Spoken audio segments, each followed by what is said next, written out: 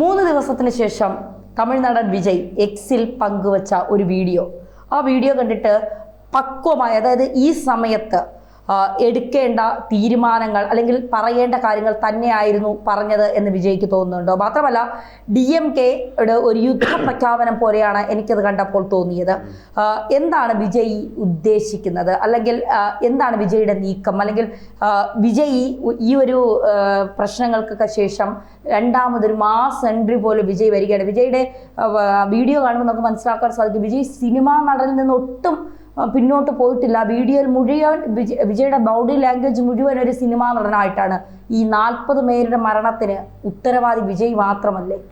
അദ്ദേഹം ഇപ്പോഴും ഏതോ സിനിമയിലെ സീനാണ് ഇതൊക്കെ ഒന്ന് കരുതി വെച്ചിരിക്കുകയാണ്. സിനിമയിൽ നായകൻ ഉണ്ടാകുന്ന ഒരു പ്രതിസന്ധി, അതിനുശേഷം നായകൻ തിരിച്ചു വരുന്നു. ആ ഒരു ഘട്ടത്തിലാണ് ഇപ്പോൾ താൻ എന്നാണ് വിചാരിച്ചു വെച്ചിരിക്കുന്നത്. അതായത് ആ ഒരു ഇതിലെ CM സാർ എന്നൊക്കെ വിളിച്ച് സംസാരിക്കുന്നത് കണ്ടായിരിക്കുമല്ലോ. അതായത് ഈ വീഡിയോ ഒക്കെ ഫാൻസ് ഒക്കെ ഇത് പ്രചരിപ്പിക്കുന്നതെന്ന് പറഞ്ഞു കഴിഞ്ഞാൽ BGM ഇല്ല, മേക്കപ്പ് ഇല്ല, ഇതില്ലാതെ അദ്ദേഹം വന്നിരുന്ന് പ്രസംഗിക്കുകയാണ്, അല്ല പ്രസംഗിക്കുകയല്ല പ്രതികരിക്കുകയാണ്. വെറും ഫോണിൻ്റെ സ്ക്രീനിലാണ് അദ്ദേഹം നോക്കി പറയുന്നത്, അദ്ദേഹം ഇങ്ങനെ പ്രതികരിക്കുകയാണ്. അപ്പോൾ അതിന് എന്താണ് ഒരു പച്ചയായ മനുഷ്യന്റെ ഇതാണെന്നൊക്കെ ഉള്ളത്. പക്ഷെ അതിനകത്തും സിനിമ ഡയലോഗാണ് പറയുന്നതെന്നുള്ളത്. സിനിമ ഒരിക്കലും ഒരു രാഷ്ട്രീയക്കാരന്റെ അഭിനയ ശൈലിയിലേക്ക് വിജയ് എത്തിയിട്ടില്ല. 2 അഭിനേതാക്കളാണ്. രാഷ്ട്രീയക്കാരന്റെ അഭിനയം സ്റ്റാലിന്റെ ഒക്കെ അഭിനയം, അതായത് അതാണ് അഭിനയം. പക്ഷെ വിജയ് ആ ഒരു അഭിനയത്തിലേക്ക് എത്തിയിട്ടില്ല. വിജയ് ഇപ്പോഴും ആ ഒരു എന്താണ് സിനിമ അഭിനയത്തിലാണ് ഇപ്പോഴും നിൽക്കുന്നത്. അത് ഒരു എന്താണ് നമ്മൾ കണ്ടതാണ്. എനിക്ക് വിജയുടെ ഇന്നലത്തെ ആ ഒരു പിന്നെ ബോഡി ലാംഗ്വേജ് വിജയ് ആ പോക്കിരി സിനിമ കണ്ടിട്ടില്ലേ, അവിടെ നിന്ന് വിജയ് ഇതുവരെ മാറിയിട്ടില്ല എന്ന് തോന്നുന്നു. ഇപ്പോഴും അവിടെ തന്നെ നിൽക്കും. അതില് ഈ പറയുന്ന ഇങ്ങനെ യാതൊരു ഉത്തരവാദിത്വങ്ങളും ഈ വീഡിയോയിൽ ഏറ്റെടുക്കുന്നില്ല.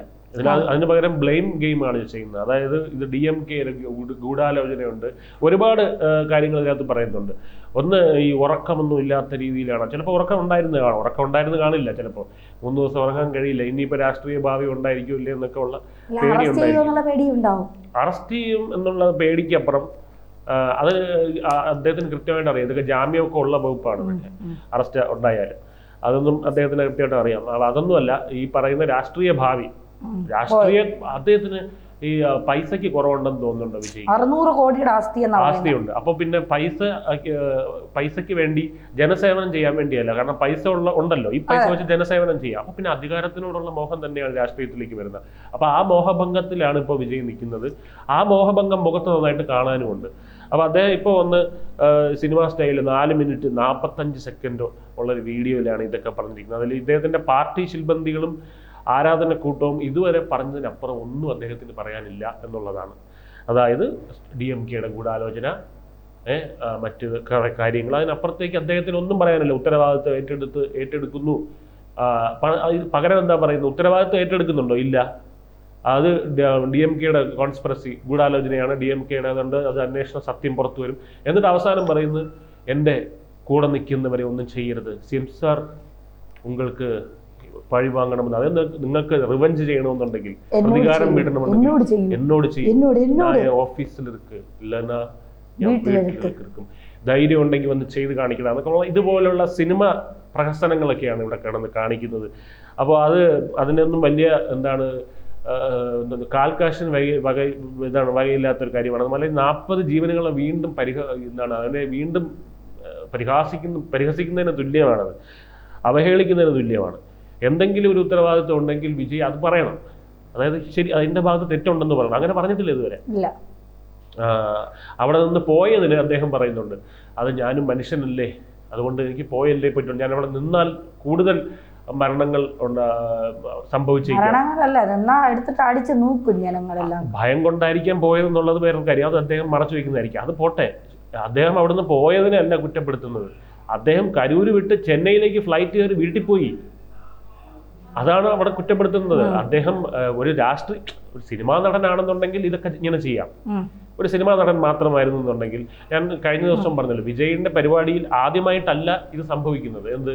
ഈ പറയുന്ന സ്റ്റാമ്പേഡ് ഉണ്ടാകുന്നത്. അത് മുന്നേ 2009 2004 തിരുപ്പാച്ചി 4 തിരുപ്പാച്ചി എന്ന സിനിമയുടെ ഓഡിയോ ലോഞ്ചിന്റെ സമയത്ത് ഉണ്ടായിട്ടുണ്ട്. 2009 ഉണ്ടായിട്ടുണ്ട്, 2011 ഉണ്ടായിട്ടുണ്ട്, പിന്നെ അതേ 17 ചെന്നൈയിലെ നാമക്കല്ലൊക്കെ ഇത്തരം റാലികളൊക്കെ നമ്മൾ കണ്ടിട്ടുണ്ട്. അതുകൊണ്ട് അപ്പം ഇതിനെപ്പറ്റി അറിയാത്ത ഒരാളല്ല വിജയ് ഇവിടെ വന്നിട്ട് പറഞ്ഞ കുറച്ച് കാര്യങ്ങളാണ് ഈ വീഡിയോയിൽ പറഞ്ഞ കാര്യങ്ങളാണ്. അതായത് ഇത് എന്താണ് പറഞ്ഞ ഈ വീഡിയോ പുറത്ത് വന്നതിൻ്റെ മിനിറ്റുകൾക്കുള്ളിൽ തന്നെ DMK മറുപടിയായിട്ട് തിരിച്ചടിച്ചിട്ടുണ്ട്. ഇതിലെ വാദങ്ങളെല്ലാം തന്നെ പൊളിച്ചടുക്കിക്കൊണ്ടാണ് പറഞ്ഞത്. ഇന്നലെ വൈകിട്ട് Tamil Nadu revenue secretary Amutha IAS, ആഭ്യന്തര സെക്രട്ടറി ധീരജ് കുമാർ, ആരോഗ്യ സെക്രട്ടറി സെന്തിൽ കുമാർ, ക്രമസമാധാന ചുമതലയുള്ള അവിടുത്തെ ADGP കൂടെ പത്രസമ്മേളനം വിളിച്ചു. അവർ വിളിച്ചിട്ട് അവരുടെ പക്കൽ വിവിധ മാധ്യമങ്ങളിൽ ആ പകർത്തിയ ദൃശ്യങ്ങളുണ്ടായിരുന്നു. കരൂരിലെ അന്നത്തെ റാലിയുടെ ദൃശ്യങ്ങൾ കൂടെ അവരുടെ കയ്യിലുണ്ട്. അതിൻ്റെ ദൃശ്യങ്ങൾ വെവ്വേറെയായിട്ട് മാർക്ക് ചെയ്ത് കാണിച്ച ദൃശ്യങ്ങളായിരുന്നു കൊണ്ടുവന്നത്. അങ്ങനെ TVK പടച്ചുവിട്ട പല ആരോപണങ്ങൾക്കും പൊളിച്ചടുക്കിയത് ഈ ദൃശ്യങ്ങൾ വെച്ചിട്ടാണ്. അതായത് ആദ്യത്തെ ആരോപണം, സംഭവ ദിവസം പോലീസ് സുരക്ഷ ഒരുക്കിയില്ല. പോലീസ് എന്ത് ചെയ്തു? ഇത് ചെയ്തു, അതായത് ഇവരെ ആക്രമിച്ചു. അതായത് ആ ഒരു രീതിയിൽ പറഞ്ഞിട്ടുണ്ടായിരുന്നു. കയ്യേറ്റം ചെയ്തു, ആളുകളെ കയ്യേറ്റം ചെയ്തു പോലീസ്. അങ്ങനെ കയ്യേറ്റം ചെയ്ത കാരണമാണ് ഇത് സംഭവിച്ചത്. പോലീസ് മനഃപൂർവ്വം അത് ചെയ്തതാണ് എന്നൊക്കെ. അപ്പോൾ ഈ ആദ്യത്തെ വീഡിയോയിൽ പുറത്തുവിട്ടത് ഇദ്ദേഹത്തിൻ്റെ തന്നെ പ്രസംഗത്തിന്റെ ഭാഗമാണ്. ഒരു പ്രസംഗത്തിന്റെ ഒരു ക്ലിപ്പിംഗ്. അതിൽ അദ്ദേഹം പോലീസിന് നന്ദി പറഞ്ഞുകൊണ്ട്, പോലീസ് ഓഫീസർ എല്ലാവർക്കും നന്ദി എന്നൊക്കെ പറഞ്ഞ് അദ്ദേഹം പറയുന്ന ഒരു ഭാഗമാണ്. കാരണം നിങ്ങളില്ലായിരുന്നെങ്കിൽ ഈ പരിപാടി നടത്താൻ പറ്റില്ല, എനിക്ക് ഇവിടം വരെ നിങ്ങൾ സുരക്ഷ ഒരുക്കിക്കൊണ്ടാണ് എനിക്കിവിടെ എത്താൻ പറ്റിയത്, ഇല്ലായിരുന്നെങ്കിൽ എനിക്കിവിടെ എത്താൻ പോലും പറ്റില്ല. ഈ പരിപാടി ഭംഗിയായിട്ട് നടന്നത് നിങ്ങളുള്ളത് കൊണ്ടാണ്. കാരണം എന്താ, 2 മണിക്ക് പരിപാടി തുടങ്ങാൻ വേണ്ടിയിരുന്നത്. 10 മണി, അവിടെ രാവിലെ 6 മണി തൊട്ട് ആളുകൾ വന്നു തുടങ്ങി. അപ്പോൾ വിജയ് രാത്രി 7 മണിക്ക് എത്തുന്നത്. അപ്പൊ ഇത്രയും 12 മണിക്കൂർ അവിടെ പോലീസുകാർ ജോലി ചെയ്തിട്ടുണ്ടെന്ന് ആലോചിക്കണം. അതും 600 ചില്ലുവാനം പോലീസാണ് അവിടെ ഉണ്ടായിരുന്നത്.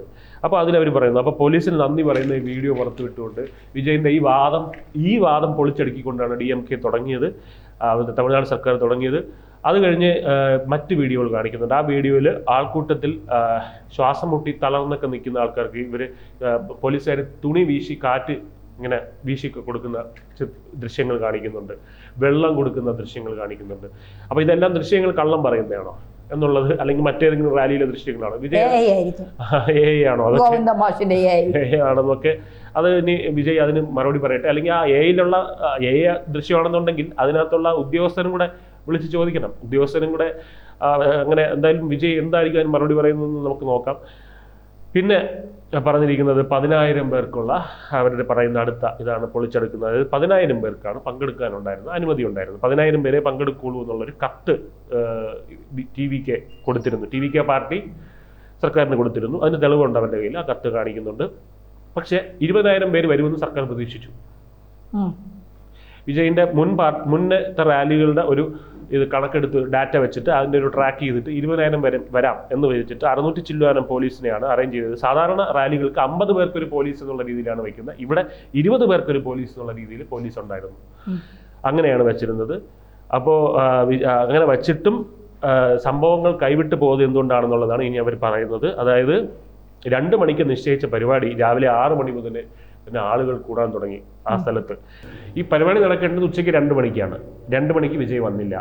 3 മണിയായപ്പോൾ തന്നെ 20,000 പിന്നിട്ടു. അതായത് സർക്കാർ എസ്റ്റിമേറ്റ് ചെയ്ത ഒരു കണക്കുണ്ടല്ലോ 20,000 എന്നുള്ളത്, 20,000 പിന്നിട്ടു ആൾക്കൂട്ടം. പിന്നെ വിജയ് എത്തിയത് 6 മണിക്കൂർ കഴിഞ്ഞിട്ട്, 2 മണി കഴിഞ്ഞ് 6 മണിക്കൂർ കഴിഞ്ഞിട്ട് 7 മണിക്കാണ് വിജയ് എത്തുന്നത്. ഇതോടെ ഓരോ നിമിഷവും ഈ ആളുകൾ പ്രദേശത്തേക്ക് എത്താൻ തുടങ്ങി. അതായത് ഈ പറയുന്ന 3 മണി കഴിഞ്ഞതിന് ശേഷം ആളുകൾ ഓരോ നിമിഷവും അവിടെ പ്രദേശത്തേക്ക് എത്താൻ തുടങ്ങി. അതായത് ഇപ്പോൾ ഒരു തിയേറ്ററിൽ ഹൗസ്ഫുൾ ആകുമ്പോഴത്തേക്ക് ഗേറ്റ് അടയ്ക്കുന്ന കണ്ടിട്ടുണ്ടോ? ഗേറ്റ് അടച്ചില്ലെങ്കിൽ എന്ത് പറ്റും? ആളുകൾ വീണ്ടും കയറിക്കൊണ്ടിരിക്കും. തിയേറ്റർ സീറ്റ് ഇല്ലാന്ന് പറഞ്ഞ ആളുകൾ കയറാതിരിക്കും. നല്ല സിനിമയാണെങ്കിൽ അവർ നിന്ന് കാണും, അല്ലെങ്കിൽ തറയിരുന്ന് കാണും. ഇത് തന്നെയാണ് അവിടെ സംഭവിച്ചത്.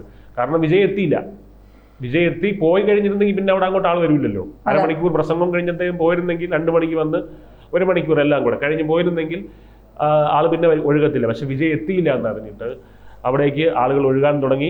അതുമാത്രമല്ല, വിജയിന്റെ വാഹനത്തിനെ പിന്തുടർന്നെത്തിയ ആളുകൾ വേറെ ഉണ്ടായിരുന്നു. അതും അങ്ങനെ മൊത്തത്തിലാകെ 27,000 പേരാണ് അവിടെ അന്ന് തടിച്ചു കൂടിയത്. രാവിലെ മുതൽ ഭക്ഷണവും വെള്ളവും ഇല്ലാതിരുന്ന തങ്ങളുടെ പ്രിയ നേതാവിനെ കാണാൻ വന്ന ആളുകൾക്ക് എന്ത് പറ്റി? അവരിൽ പലരും ബോധം കെട്ട് വീഴാൻ തുടങ്ങി. ഞങ്ങൾക്ക് അത്ര വിവരമില്ലായിരുന്നു. തന്നെ കാണാൻ ഇത്രയും ആളുകൾ നിൽക്കുകയാണ്. അപ്പൊ ഞാനത് കറക്റ്റ് സമയത്ത് എത്തണമെന്ന് പറഞ്ഞപ്പോൾ ഇയാൾ എന്താ ഉദ്ദേശിച്ചത്? അല്ല, ഇവര് ലഘുലേഖ വിതരണം ചെയ്തത്രേ. അതായത് കുട്ടികളും സ്ത്രീകളും വരരുതെന്നൊക്കെ, സ്ത്രീകളല്ല കുട്ടികളും ഗർഭിണികളും വരരുതെന്നൊക്കെ.